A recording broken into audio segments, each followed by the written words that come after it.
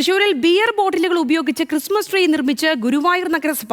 ഗുരുവായൂർ കിഴക്കേ നടയിലെ AKG സ്മാരക കവാടത്തിലാണ് നഗരസഭ ക്രിസ്മസ് ട്രീ നിർമ്മിച്ചത്. സംഭവത്തിൽ UDF കൗൺസിലർമാർ നഗരസഭാ സെക്രട്ടറിയെ കണ്ട് പ്രതിഷേധം അറിയിച്ചിട്ടുമുണ്ട്. വിവരങ്ങളുമായി ലെവിൻ കെ വിജയൻ തൃശൂരിൽ നിന്ന് ചേരുകയാണ്. ലെവിൻ, എന്താണ് അവിടെ സംഭവിക്കുന്ന കാര്യങ്ങൾ? അതിൽ പ്രതിഷേധമൊക്കെ ഏത് രീതിയിലാണ്? മാത്രമല്ല, ഈ ഉണ്ടായിരിക്കുന്ന സൃഷ്ടി അതെങ്ങനെയുണ്ട്?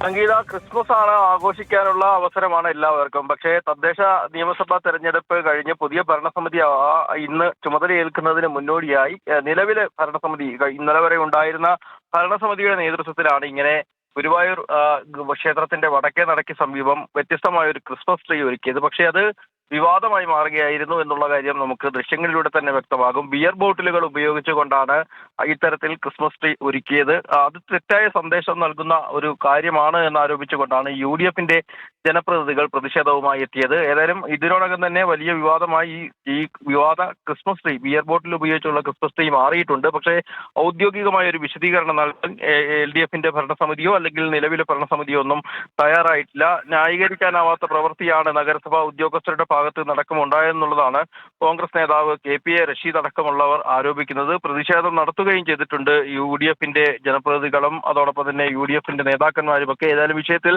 LDFന്റെയും നിലവിലെ നഗരസഭാ ഭരണസമിതിയുടെയും അടക്കം ഒരു വിശദീകരണം ഇനിയും ലഭ്യമാവേണ്ടതുണ്ട്. സംഗീത, ശരി ലെവിൻ, കാര്യങ്ങൾ അങ്ങനെയൊക്കെ തന്നെയാണെങ്കിലും കാഴ്ചയ്ക്ക് നല്ല ക്രിയേറ്റീവ് തന്നെ ആയിട്ടുണ്ട്. നരങ്ങം തൃശ്ശൂരിൽ നിന്ന് ലെവിൻ കെ വിജയനാണ് വിശദമായ വിവരങ്ങൾ പങ്കുവച്ചത്.